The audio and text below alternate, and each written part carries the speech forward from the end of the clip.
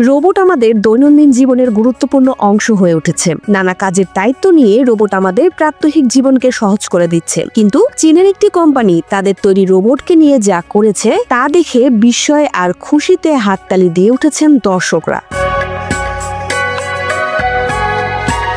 চীনের spring festival unity H1 নামের 16টি robot নৃত্যশিল্পীদের সঙ্গে তালে তাল মিলিয়ে সমন্বিত নৃত্য পরিবেশন করেছে।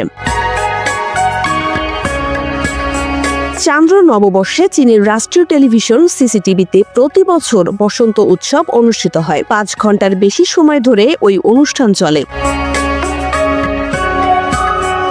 বিশ্বে যে কয়টি অনুষ্ঠান সবচেয়ে বেশি দর্শক টেলিভিশনের সামনে বসে উপভোগ করে তার একটি হচ্ছে চীনের এই বসন্ত উৎসব।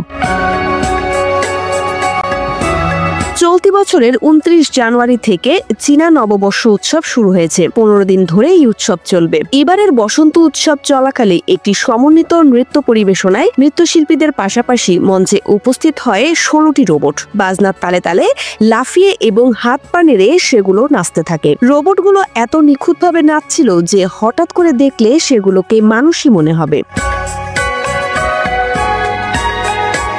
চীনের ঐতিহ্যবাহী ইঙ্কো নাচ নেচেছে রোবটগুলো।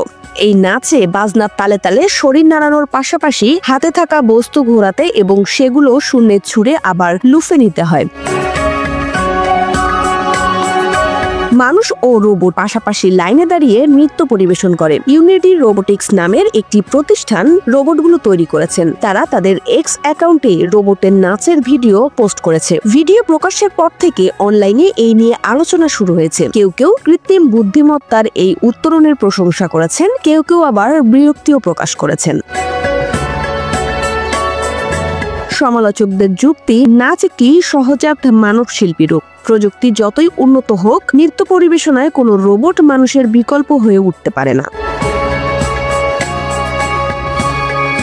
ইন্দ্রাণী মুখার্জি, ডেস্ক রিপোর্ট, সকালের বাণী।